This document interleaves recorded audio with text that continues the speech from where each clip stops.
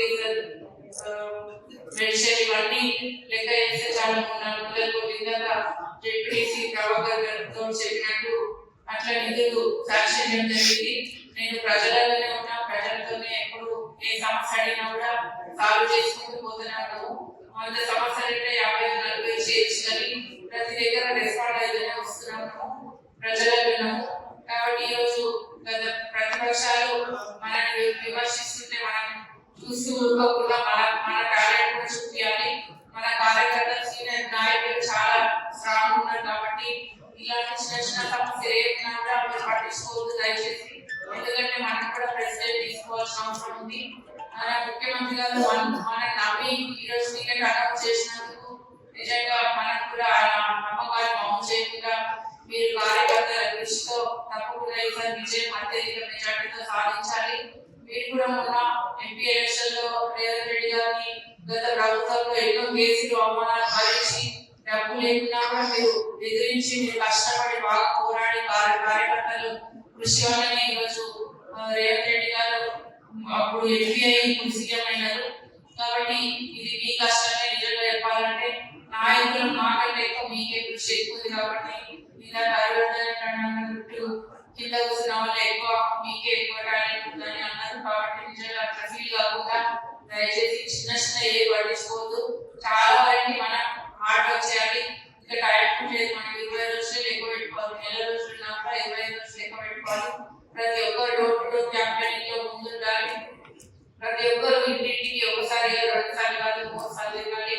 ఎందుకంటే ఒకసారి వెళ్తే మీకు ఏమంటారు, 2 సార్లు వెళ్తే సరే చూస్తాము అంటారు, 3వ సారి అయితే తప్పకుండా ఓటేస్తారు అనేది నిజంగా కరెక్టే. కాబట్టి ప్రతి ఒక్కరు క్యాంపెయినింగ్ లో కార్యకర్తలు కృషి చేయాలి. ముఖ్యంగా మనకి ఇంకా నెక్స్ట్ జూన్ లో ఎలక్షన్ అయిపోగానే నెక్స్ట్ జూన్ లోనే ఎంపీ అయిపోగానే మనకి జెడ్పీటీసీ కానీ కార్పొరేటర్స్ అన్ని ఒకటేసారి అవుతున్నాయి. కాబట్టి ప్రతి ఒక్కరు ముందు ఇప్పుడు పనిచేస్తేనే ముందు మీరు ప్రజాప్రతినిధిగా చూడొచ్చు, మీకు తర్వాత పోస్టులు వస్తాయి. ఎందుకంటే గతంలో మీరు 10 సంవత్సరాల నుంచి ఎలాంటి అధికారంగా లేకున్నా పదవులు లేకున్నా మీరు పార్టీ కోసం చాలా కష్టపడి పార్టీలో ఉండి ఉన్న ఎంపీగా కృషి చేయడం జరిగింది. కాబట్టి మళ్ళీ కూడా మీరు లోకల్ బాడీస్ లో మీరు అధికారానికి రావాలంటే మీరు కూడా ఇప్పుడు కష్టపడిన వాళ్ళకి మాత్రం తప్పకుండా ముందు జెడ్పీటీసీ కానీ సర్పంచ్ కానీ ఎంపీటీసీ కానీ ఇంకా కార్పొరేటర్స్ కౌన్సిలర్స్ ఏదైనా కూడా మీకు అవకాశం వస్తుంది. కాబట్టి ప్రతి ఒక్కరు ఆర్డర్ చేయాల్సిన అవసరం ఉంది. చాలా వరకు మనం నిరుత్సాహపడకుండా ప్రతి ఒక్కరు ఏ చిన్న విషయాన్ని నాకు చెప్పలేదు అది అనుకుండా మనం లక్ష్యం మనం పెట్టుకొని మనం తప్పకుండా అత్యధిక మెజార్టీ ఇచ్చేలాగా కృషి చేయాలి. ఈ గ్యారంటీలు 6 గ్యారంటీలు ముఖ్యంగా సెంట్రల్ గవర్నమెంట్ ఈ పాయింట్స్ అనేది కూడా అది కూడా మళ్ళీ ప్రజలకు వచ్చిన సందర్భాలు గుర్తుకొచ్చినాయి.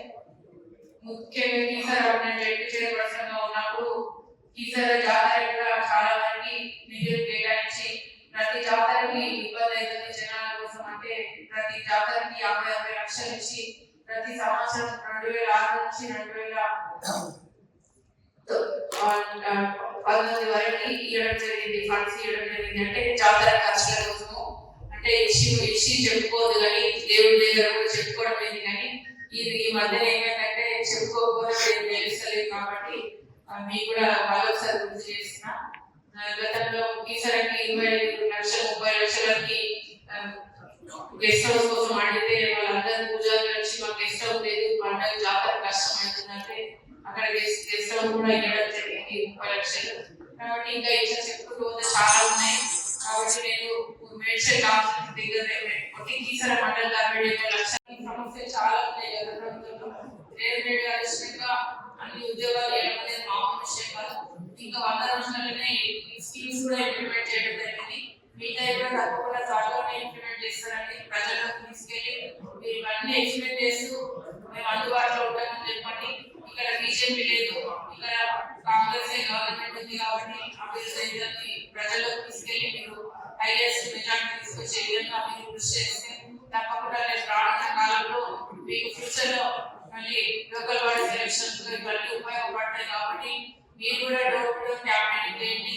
నెక్స్ట్ ఇలా మీకే ఒక టికెట్ వస్తే అప్పుడు మీకు ఈజీ అవుతుంది. కాబట్టి ఇప్పుడు కొంత ఆర్డర్ చేయండి టైం నెక్స్ట్ మంత్ మీకు మళ్ళీ లోకల్ బాడీ సెలక్షన్స్ వస్తాయి. ఇప్పుడు తిరిగితే మళ్ళీ వాళ్ళు పరిచయం పడతారు కాబట్టి అప్పుడు వచ్చింది మళ్ళీ ఇప్పుడు వచ్చింది అని తప్పకుండా మీకు గెలిపించే అవకాశాలు ఉంటాయి. కాబట్టి బాగా ఇప్పుడు ఆర్డర్ చేయండి. మన తర్వాత మీరు నెక్స్ట్ ఎంపీటీసీ కానీ సర్పంచ్ కానీ ఎంపీటీసీ కానీ ఎవరు ఏం నిలబడ్డా ఈజీ అవుతుంది. కాబట్టి ప్రతి ఒక్కరిని కోరుతూ ఈ అవకాశం ఇచ్చిన మీ అందరికీ నమస్కారం తెలియదు. నేను ఎప్పుడు అడగకుండా సాటి మహిళగా మన మహిళల ఓట్లన్నీ పడాలని కోరుతున్నా. మొన్న మన నాగేశ్వరరావు గారు అన్నారు ప్రతి ఒక్క మహిళ ఓట్లు పడితే ఇంకా 12 లక్షల ఓట్లు మహిళలే ఉన్నాయి. కాబట్టి మహిళా ఓట్లతోనే విన్ కావచ్చు, మహిళల ఓట్లతోనే మనం సాధించవచ్చు అని మన నాగేశ్వరరావు గారు అన్నారు. కాబట్టి ప్రతి మహిళను కోరుతున్నా మనం చట్టసభలో అవకాశం రాదు. వచ్చిన అవకాశాన్ని మీరు మనం పోగొట్టుకోదు. నాకు వచ్చిన మీకు వచ్చిన ఒకటే అనుకోండి. ఎందుకంటే మీరు ఎప్పుడు అందుబాటులో ఉంటా, ప్రజలకు అందుబాటులో ఉంటా. ఇప్పుడంటే ఎలక్షన్ సమయంలో వందల ఫోన్స్ వస్తున్నాయి, చాలా ఫోన్స్ ఉన్నాయి. నైట్ పోయి ఫోన్ చేస్తున్నా కానీ అన్ని ఫోన్ చేయలేకపోతున్నాం. కాబట్టి ఎలక్షన్ తర్వాత మీరు ఫోన్ చేయండి. తప్పకుండా అభివృద్ధి కోసం ఎప్పుడు ఫోన్ చేసినా నేను రెస్పాండ్ అవుతాను. కాబట్టి మీరు నా సమస్యలు ఏదైనా చెప్పండి. మీ సమస్యలు నేను అందుబాటులో ఉండి మీకు సాధించేదాంట్లో ముందుగా. గతంలో జడ్పీ చైర్మన్ ఉన్నప్పుడు గతంలో కొన్ని గ్రామాల్లో అభివృద్ధి చేయలేనివి ఉన్నాయి. అవన్నీ కూడా నేను ఇప్పుడు త్వరలో మళ్ళీ పూర్తి చేస్తా. సెంట్రల్ గవర్నమెంట్ నుంచి కూడా నిధులు ఎక్కువ తీసుకొచ్చి మళ్ళీ ముఖ్యమంత్రి గారి సహకారంతో కూడా అభివృద్ధి తీసుకొచ్చి అభివృద్ధి నిధులు తీసుకొచ్చి తప్పకుండా మా సహకారం ఉంటుంది. ఇంకా ముఖ్యంగా మా మహిళా సరిత అన్నట్టు రమ్మి క్యాండిడేట్ అన్నారు కానీ అది నేను అంటే బాగుండదు. సరితనే అన్నది నిజంగా మా ప్రతాపం ఏదో చూపిస్తామని మా మహిళలందరూ ముందుకు వచ్చింది. కాబట్టి చెరువులలో కూడా రమ్మి క్యాండిడేట్ మేనేజ్మెంట్ పెట్టడం జరిగింది. మరి ఇక్కడ కూడా వశిష్ఠ నాలుగొకలు అడగడం తిరుగుడు ప్రజలలో ఆయన కూడా పెట్టినారు. కాబట్టి వాళ్ళే కరెక్ట్గా లేదు. మనం ఎప్పుడు ప్రజలలో చెప్తారు కాబట్టి అది వాళ్ళే తెలుసుకోవాలి. కాబట్టి ప్రతి ఒక్కరూ దృష్టి పెట్టి మన హై మెజార్టీ కోసం కృషి చేయాలి. ఏ చిన్న సమస్యలు వచ్చినా దయచేసి మీరు అందరూ పక్కన పెట్టండి. ఎలక్షన్ కోసం ప్రతి ఒక్కరు ఆర్డర్ చేయాలి. ఎందుకంటే మనం తీసుకుని ఎట్లా సీఎంగా గెలిపిస్తారు వాళ్ళే గెలిపిస్తారు లేదు ఇట్లాంటి మాత్రం అనుకోకుండా కార్యకర్త మీకు ఎక్కువగా మీరే నిలబడ్డట్టు అనుకొని తప్పకుండా మీరు హై మెజార్టీ ఇచ్చి గెలిపిస్తే తప్పకుండా మన ప్రెస్టేజ్ మన మల్కాజ్గిరి నిలబడింది. ముఖ్యంగా ఇక్కడ మల్కాజ్గిరి గతంలో 10 సంవత్సరాల నుంచి గత గవర్నమెంట్ ఎలాంటి అభివృద్ధి చేయలేదు. అన్ని వృధాగా చేసిన తప్ప నిరుద్యోగ సమస్య కూడా కరెక్ట్ చేయలేదు. ఇప్పుడు రేవంత్ రెడ్డి గారు ముఖ్యమంత్రి అయినాక 30,000 మంది ఉద్యోగాలు ఇవ్వడం మామూలు విషయం కాదు. నిజంగా 30,000 మందికి గతంలో ప్రభుత్వంలో నిరుద్యోగ సమస్య ఎక్కువ అందరూ పిల్లలకి ఉద్యోగాలు లేక రోడ్ల మీద పడి పెళ్లి కాకుండా కూడా పోయే సందర్భాలు ఉన్నాయి.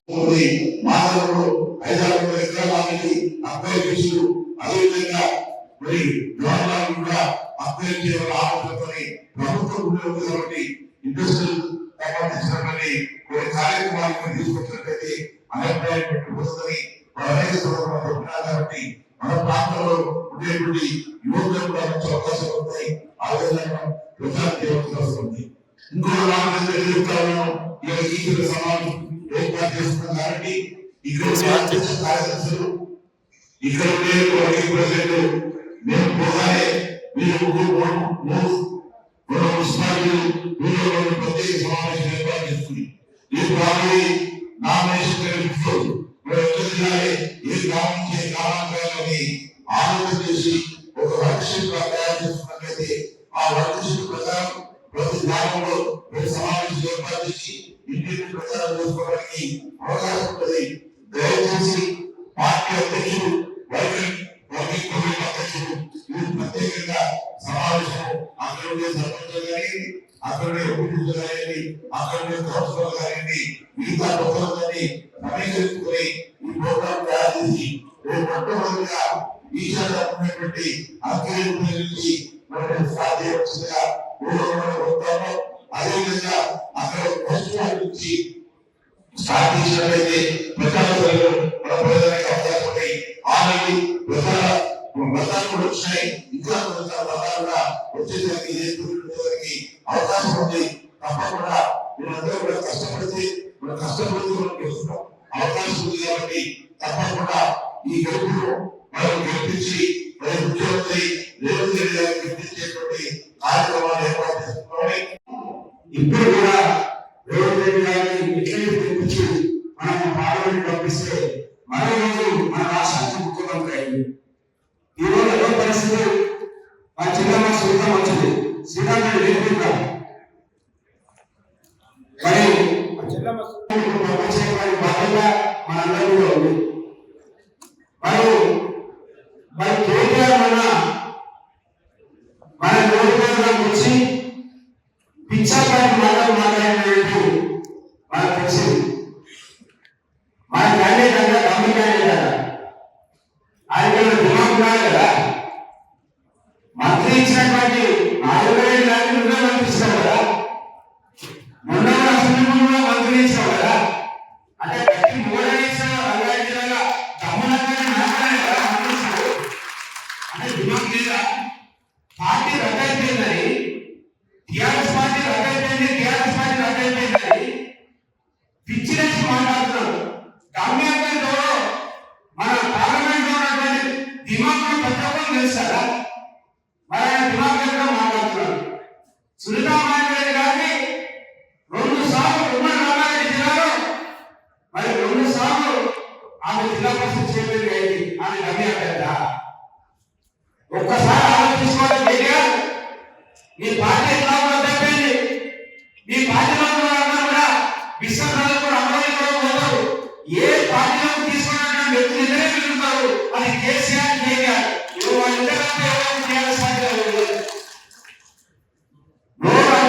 మాట్లాడాలి. మా క్యాండిడేట్ అంటే నాలుగు నా బీజేపీ చెప్తున్నారు. మా క్యాండిడేట్ నాలుగు లేదా ఉమ్మడి రంగారెడ్డి జిల్లాకు 2 సార్లు జిల్లా పరిషత్ చైర్మన్ ఎన్నికైనటువంటి శ్రీధమ ఆవిడ 4 రోజులుగా ఉమ్మడి రంగారెడ్డి జిల్లా రాష్ట్రానికి రంగారెడ్డి జిల్లా నుంచి నీ పార్టీలో ప్రాతినిధ్యం వహించి మంత్రిగా పనిచేసినటువంటి మహేందర్ గారు 4 రోజులు. అంటే మీకు మాట్లాడడానికి అవకాశాలు లేవు. దమ్ముంటే నీ ప్రభుత్వం ఏం చేసిందో చెప్పు, కేంద్ర ప్రభుత్వం ఏం చేసిందో చెప్పు. మా రోజు ఈ రోజు రాష్ట్ర ప్రభుత్వం తప్పు చేస్తే చెప్పు. కానీ చిల్లర మాటలు వ్యక్తిగతమైనటువంటి మాటలు మాట్లాడితే మొన్ననే ప్రజలు బట్టలు నిలబెట్టారు. ఈసారి మాత్రం తప్పకుండా తరలించేటువంటి పరిస్థితికి వస్తుంది. మరి ఈనాడు మన సొంత మనం గెలిపించుకోవాలంటే మన మీద పూర్తి బాధ్యత ఉంది. మన ఎన్నికల ముందు మనం ఇస్తామని చెప్పి అధికారంలోకి వచ్చినాం. ఇచ్చినటువంటి మాటను 100 రోజుల్లోనే నిరూపించుకొని ఈరోజు పార్లమెంట్ ఎన్నికలు వచ్చాం. ఉద్యోగాలు ఇచ్చాం, 2000 ఇచ్చాం. కొన్ని ఇబ్బందులు ఎదుర్కొని కేసులు అప్లయించినటువంటి పరిస్థితి ఉంది. కానీ ఈ కష్టపడటం వల్ల రేవంత్ రెడ్డి గారి గతంలో ఇక్కడ గెలిపించడం వల్ల అడిగే గుర్తుండాలనే ఆలోచనకు రేవంత్ రెడ్డి పార్లమెంట్ పంపితే మీరు పార్లమెంట్ పంపిన అవకాశాన్ని అందిపుచ్చుకొని కాంగ్రెస్ పార్టీ అధినేత సోనియా గాంధీ రాహుల్ గాంధీ ఆశీస్సులతో పిసిసి అధ్యక్షుడైన తర్వాత ఈ రాష్ట్రంలో కాంగ్రెస్ పార్టీని ఒక దిశకు తీసుకొచ్చేటువంటి అవకాశం కలిగించినటువంటి సోనియా గాంధీకి ఈ సందర్భంగా అభినందన తెలియజేస్తా ఉన్నాం. పిసిసి అధ్యక్షుల తర్వాత అనేక ఇబ్బందులు పడి ఎన్నో కేసులు సుమారు 150 కేసులు టిఆర్ఎస్ పార్టీ రేవంత్ రెడ్డి గారిపై పెట్టింది. ఆయన అఫిడవిట్లో రాజామణిలో కోర్టుకి వెళ్ళి కోర్టు డైరెక్షన్ తెచ్చుకొని ఎన్ని కేసులు అనేది మరి అలా తీసుకుని అఫిడవిట్ అవుతుంది. ఆ విధంగా అనేక ఇబ్బందులు పెట్టినప్పటికీ మరి ఏమాత్రం కూడా వెనుకపోకుండా కాంగ్రెస్ పార్టీ ముందుంచడానికి ప్రయత్నం చేసి ఇలా అధికారంలో రావడానికి నాటబడినటువంటి రేవంత్ రెడ్డి గారి నాయకత్వంలో మనమంతా పనిచేస్తా ఉన్నాం. కానీ అనివార్య కారణాల వల్ల హైదరాబాద్ పరిసర ప్రాంతంలో మనం నిర్వహించకపోయినాం. కొన్ని కారణాలు, బలమైన కారణాలు మైనార్టీ సోదరులు మనకి ఇవ్వలేదు.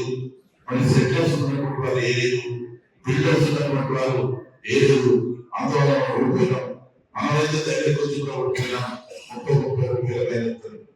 కానీ ఈ మల్కాజ్గిరి పార్లమెంట్ కు ఒక ప్రత్యేకమైన స్థానం ఉంది. 2009లో ఈ మతానికి పార్లమెంట్ ఏర్పాటైతే ఆనాడు సర్వే సత్యనారాయణ కాంగ్రెస్ పార్టీకి కలిసి కేంద్ర మంత్రి అయినారు. తర్వాత 2014లో మరి ఈనాటి మన శాసనసభ్యులు మల్లారెడ్డి గారు కలిసి వారు ఎమ్మెల్యే ఎంపీ అయినారు. తర్వాత ఈ మతానికి పార్లమెంట్ గెలిచింది కాబట్టి ఇక్కడ మన ప్రాంతంలో మంత్రి అయినారు. తర్వాత 2019లో రేవంత్ రెడ్డి గారు గెలిస్తే వారి ముఖ్యమంత్రి అయినారు. అంటే దానికి ప్రాముఖ్యత ఉంది. మన ఇండియా కూటమి కానీ ఎన్డీఏ కూటమి కానీ నేర్పుతుంది ఎవరు ప్రధానమంత్రి అనేది ఆలోచన వరకు మనం ఆలోచన చేస్తే జోడయాత్ర చేసి ఈ ప్రజల మనోభావాలను ప్రజల ఆత్మధైర్యాన్ని పెంచినటువంటి రాహుల్ గాంధీ ప్రధానమంత్రి అయ్యే అవకాశం ఎక్కువగా ఉంది. తప్పకుండా ఇండియా గవర్నమెంట్ ఏర్పడుతుంది, ఒక ఉత్తరప్రదేశ్ ఏర్పడుతుంది, కానీ అదే బీహార్లో ఇండియా కూడా ఉపయోగపడుతూ ఉంది. ఎక్కడ చూసినా ఒక గుజరాత్ లో ఒక 5 సీట్లు మన 10 సీట్లు వస్తే 15 జిల్లాలకు ఉపయోగపడుతుంది.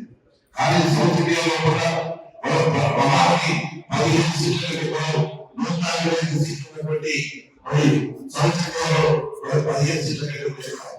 ఆ విధంగా కాంగ్రెస్ పార్టీ ఇండియా కూటమి తప్పకుండా అధికారంలో వస్తుంది. అధికారంలో వస్తే మన పార్లమెంట్ సభ్యులుగా ఈ పంచాయతీ పార్లమెంట్ ఉండేటువంటి ఆలోచన విధానంతో ఇక్కడ ఏం తెలిసిన మంత్రులు, ముఖ్యమంత్రులు, కేంద్ర మంత్రులు ఉండేటువంటి అవకాశాలు ఉన్నాయి. ఆ విధంగా గారికి అవకాశం ఉంటుందని ఈ సందర్భంగా చెప్తా ఉన్నాను. మనం గెలుపు కోసం చేసే ప్రయత్నాలు 1-2 నిమిషాలు తప్పదు.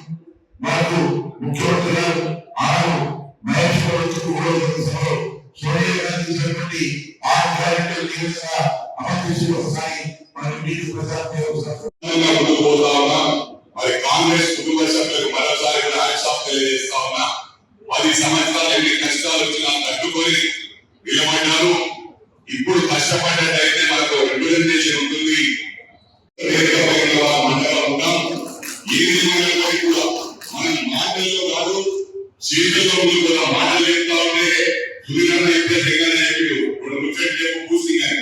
ఆల్రెడీ పూసింగ్ లో ఉన్నారు. మనం ఎన్నికల తర్వాత ఎక్కువంటే మనం అనుకునే పరిస్థితి ఎవరు ఉండరు. ఈ నెలలో కష్టపడదాం. తర్వాత మీకోసం మీకు అండగా మేము ఉంటామని చెప్పి మా సమావేశాన్ని మీకు విజ్ఞప్తి చేస్తూ నాకు ఇంకా 2-3 కార్యక్రమాలు ఉన్నాయి. మీరు ఎప్పుడు 5 సంవత్సరాలు మేమందరం వేదికపై ఉన్న వాళ్ళందరం కూడా మీకు అండగా ఉండి మీకు అన్ని విధాలుగా మీకు ఏ కష్టం వచ్చినా మా కష్టంగా పరిష్కరిస్తారని చెప్పి మరోసారి ప్రమాణపూర్వకంగా తెలియజేస్తూ మరియు అవకాశం ఇచ్చిన నా ప్రియమైన సోదరులందరికీ కూడా ధన్యవాదాలు తెలియజేస్తూ సెలవు తీసుకుంటున్నాను. జై కాంగ్రెస్. నాయకత్వం నాయకత్వం